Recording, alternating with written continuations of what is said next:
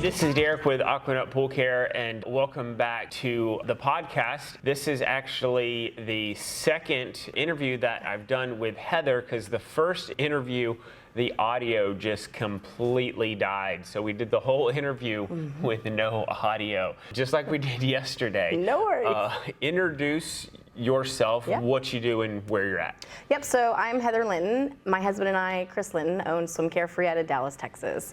And we do everything for pools except for building. Okay. What do you like to do for fun? Just kind of Gaming. Let people know you Love to game, and I love the beach for snorkeling. That's Florida is my absolute favorite. Absolute favorite. And you told me it was, what, Black Ops? Oh yeah, Black Ops 4 and, oh, well, this stinks really far. Black Ops 4 and, what's that new one? Modern Warfare that just came out? Yeah, on PlayStation. I'm a PlayStation girl. Awesome. So I asked you this yesterday, so I already know the answer, but those people don't. If you were a superhero, who would you be and why? Iron Man, hands down, his brains are just awesome. Anything he wants, he can build. I mean, he built a little bitty capacitor thing out of a garage with nitpicks all around in the cave. I want that brain to know everything. That's actually mine too, because some of the guys have superpowers, but then, you know, you have to have the brain to go with it.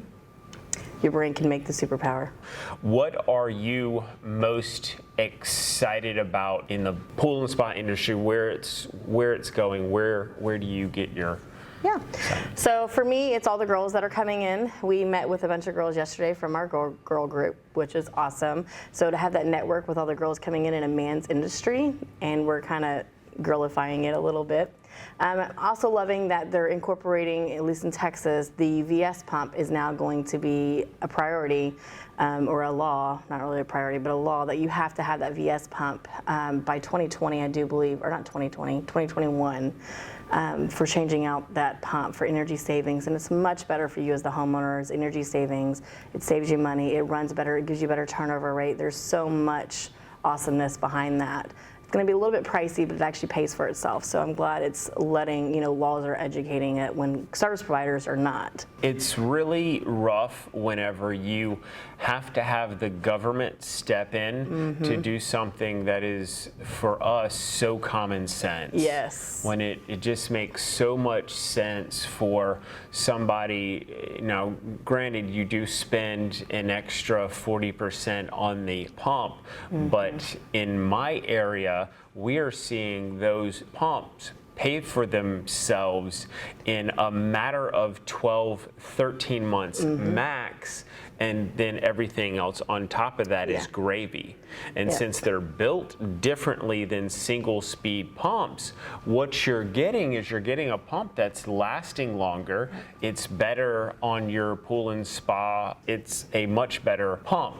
So to touch on your point about women coming into the industry, I am absolutely a fan of that. I love that you guys gathered, or you ladies gathered in a pool girl group and got to exchange knowledge where you don't feel like you are an island out there and feel like you are invading a man's industry. Because, while I can get super technical, the women can come in and give it that woman's touch. And for me, I'm kind of the face of my company, but my wife is really the backbone. So she does all of the paperwork and whatnot. She talks to the customers, whereas I come off a little bit abrasive sometimes, just because I have a passion about this industry and I know a lot. Toot toot, there's toot my own horn. But what I would like to see change as far as the homeowners go is the perception of women in the industry. In my retail store, I get so many customers coming in, and they'll ask one of my ladies a question, and the customer will say, that isn't right. So they'll come and get me, and literally what they'll say is, Derek, listen, I need your plumbing. So I would come up there and give them the exact same answer, and all of a sudden they're fine with it. It doesn't matter if it's men or women or whatnot. So same for me and my husband. I think that's just every woman that faces that, unless you've built that relationship with that customer that knows you and that has. I've had some customers drill me, and I pop answers. See, I'm a little bit different than most women in our industry. I'm very blunt and I'm very loud and outspoken. And a lot of the women in our industry are not. So if something happens, they're just gonna, pass aside for a while, let it cool off, and go back. I'm not. I'll fire right back at you. It's just the way that I've been raised and the way that I handle things. So for me, it doesn't bother me. But a lot of these other women, it does. So it's like, well, why can't you talk to me the same way you talk to my husband? And, I'll be there with them. And he's like, nope, talk to her. So still kind of keeping in that vein, what are some of the biggest challenges or problems that you see homeowners facing right now? So just the lack of education from your service provider. You want a service provider that's going to give you kind of the all package. You don't want somebody that's just going to do cleaning. They're not licensed, they're not insured most of the time. They don't know about the industry stuff that's going on. They don't go to shows like this to educate themselves and learn about the new industries and the new codes and debate with other like-minded people. So you want to find a company that does your service and your repairs and possibly renos. Not a lot of people do renos with all the above, but that way if there's a problem, since the service provider is not taking care of it on a daily basis, there may be stuff that we don't know. For example, I did an inspection for a homeowner and the above ground plumbing was perfect, but I get to the inspection and the backwash valve is up and it's supposed to be down, and it was plumbed underground somehow backwards. Don't know how that happened, but all the plumbing above ground was correct. Inlet was inlet, outlet was outlet, but you had to push it back. So he was like, yeah, that happened whenever they built the pool, they did it wrong. So instead of having them redo it, they just left it. So just that knowledge that you need to know what's going on with your pool to educate, have your service person educate you and do a pool school. That way you're familiar. So that way when there's an issue, you can call in and be like, hey, my filter is high PSI and I have, possibly a clogged impeller or whatever it may be. Obviously you're not gonna have high pressure with the clogged impeller, but that's just some examples. That way it helps us better understand what's going on with that pool. So you do maintenance as service, and you do reno, and then you do some building.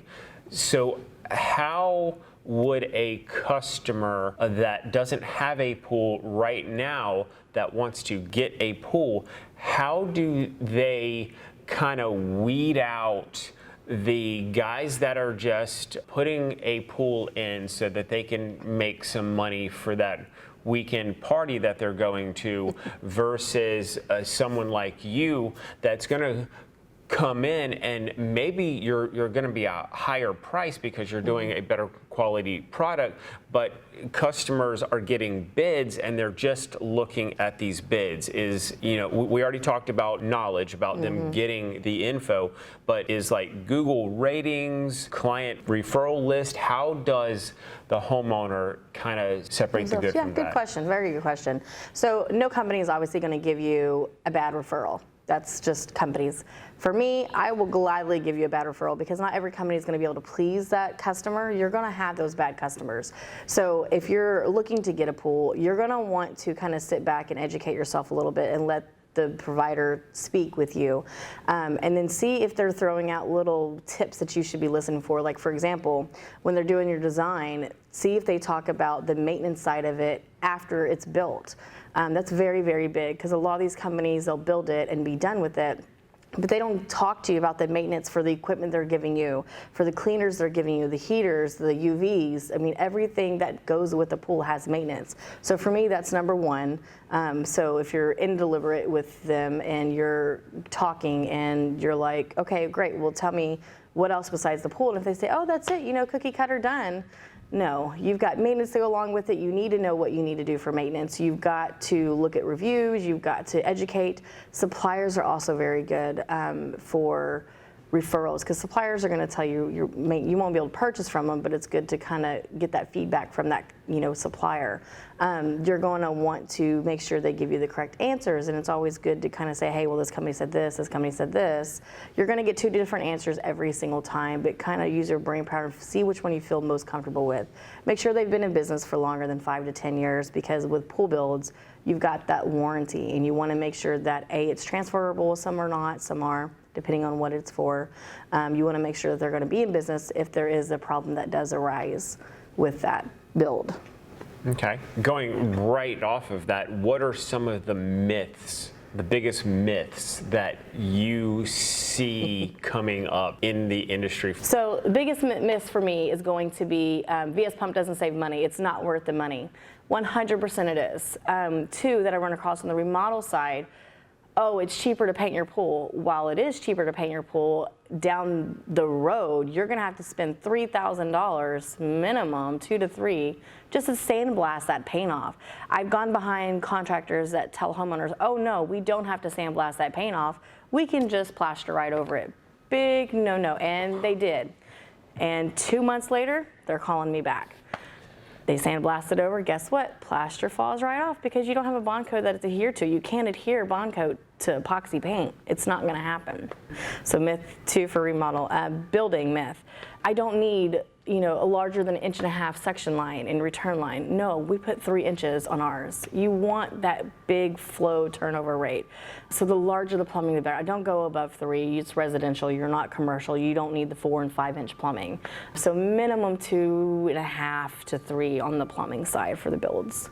That's also getting into a safety issue whenever you have these pipes that are just sucking so hard because they're undersized, and someone like you that has long hair, you swim down and you might get sucked into the main drain, and it causes a little bit of a vortex. You get your hair stuck, and then what do you do? So there's definitely a safety aspect of building the pool correctly. Which is a good point, because with that, like if I know my client has kids, so the VS pumps have a great safety built into them that you can purchase, where it'll shut that pump off if any restriction in that flow from the suction kicks in.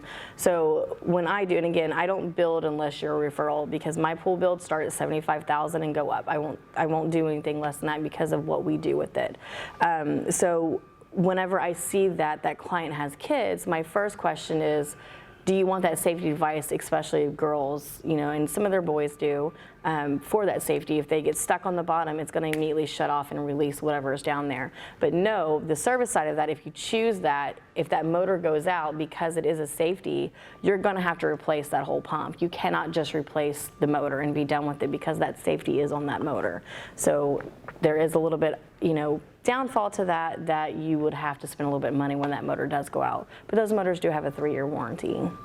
Gotcha. What are some of the mistakes that you see pool pros making out there? Because you are just like me, you follow behind somebody that's just trying to make a little bit of party money for the weekend. So what are some of the biggest mistakes, and how can, this is for pros, how can they elevate their level, and how can homeowners kind of watch out for that? Do you have any tips on that? So I go behind a lot of people that plumb stuff wrong so much, because suction sides and return side need CPVC, which is Schedule 80 and/or a union, to handle the plumbing.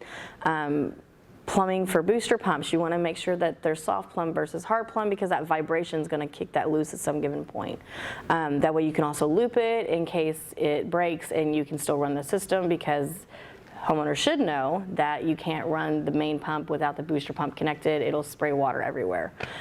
So for us, you just want to make sure when you're hiring somebody, they are not doing it on the side of another company, because you don't have that company standing behind you.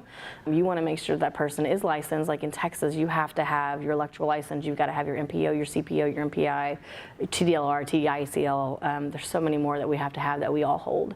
And the people that are doing that, for us as an industry, it's great that they're trying to learn on their own. I've actually taught 3 of my guys, and I have helped them do their own business.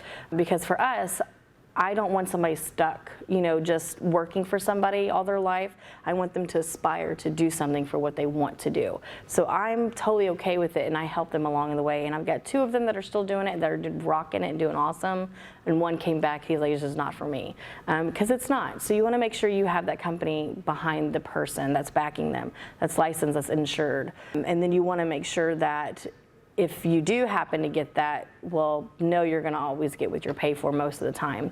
And if they do it wrong, just know you're going to have to double pay to get it. And then us as an industry, I'll never bash another company or individual for doing that. I'm just like, hey, this is wrong. Let's do this correct way. This is what we need to do to fix it.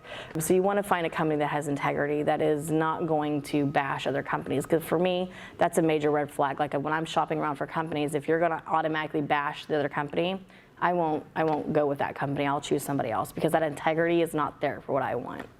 Right.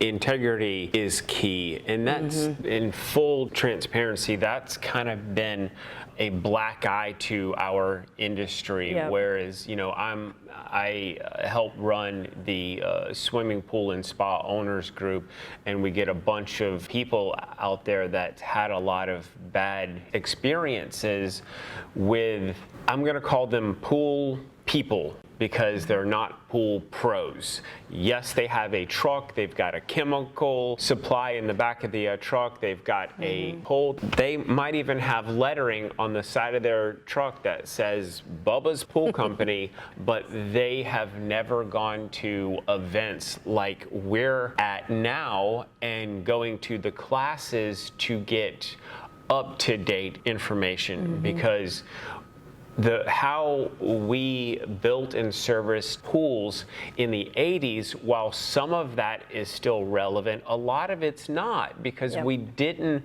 have a full understanding of flow and how the water moves through the pipes and how that affects the filter, the power, all of that. So when we're looking at the difference between a pool person and a pool pro, what do you think the value is on, say, a Google review? Where do you place that? Is that a good place for customers to look?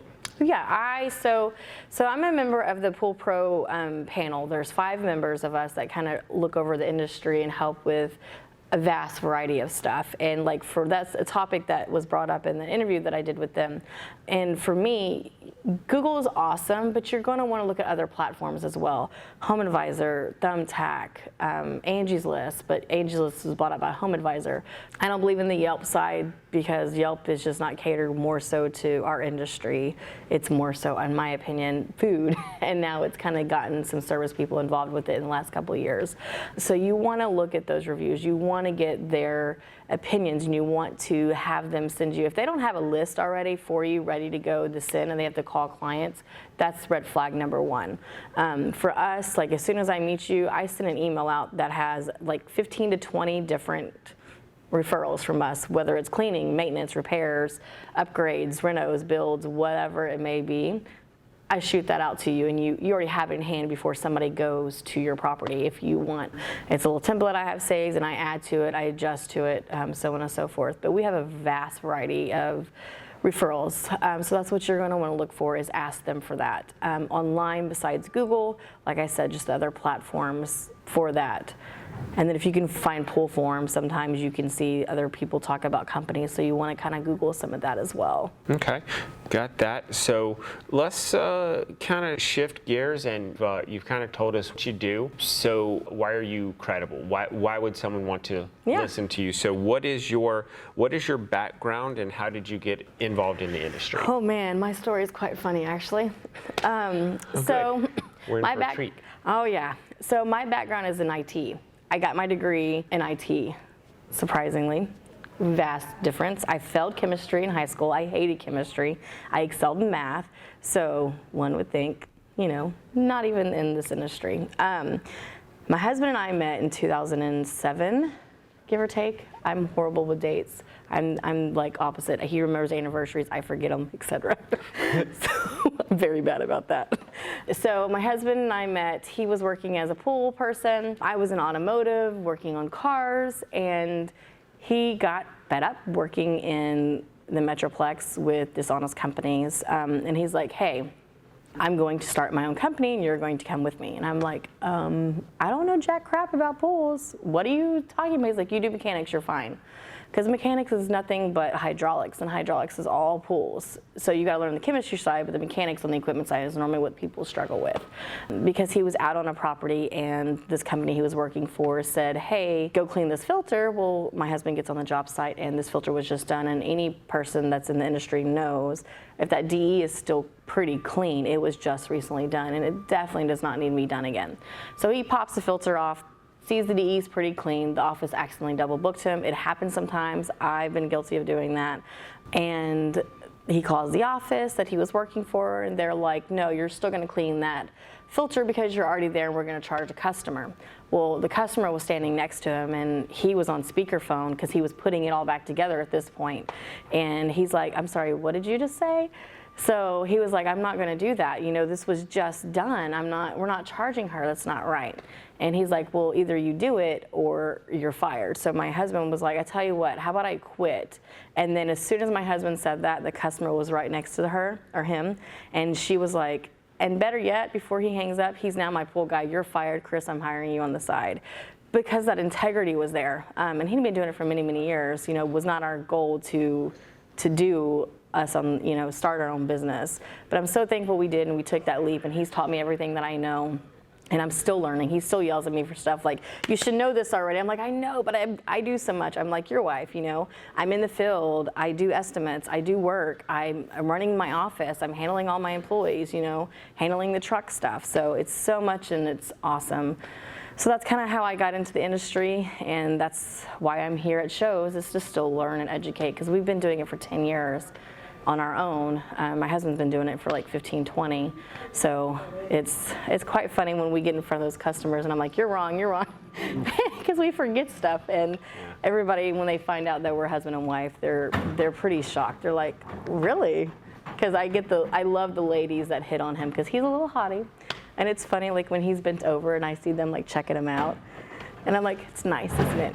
They're like, yeah. I'm like, I know. That's my husband. So that's how we got started in the industry. Rapid fire. So, and you can take as long as you want. Rapid fire. We're gonna go. We're gonna be like Rudy yesterday at the CYA. Liquid chlorine, done. Yeah. Rudy's an awesome source in our industry. We just went to a CYA debate, and he's phenomenal. Yeah. His wealth of knowledge with chems are like Wayne's. It's just really awesome. I wish that I could have got him on this podcast, but he flew in just for that debate and flew out. It's like you didn't even get. I didn't even get to get a selfie with him. Yeah, I didn't either. I was like, God. So, what is your company doing to help make the backyard experience more enjoyable for the homeowner?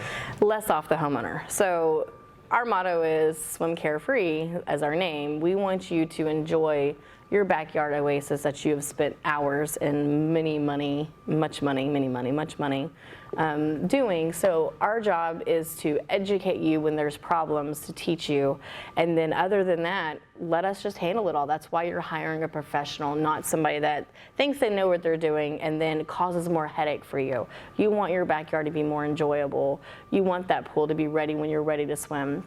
The one thing that I will definitely tell you as a homeowner, if you have a party with a high bather load, I tell this to all my clients, as soon as you sign up, my first thing is, when you have a high bather load, you want to make sure that you're letting that service provider know.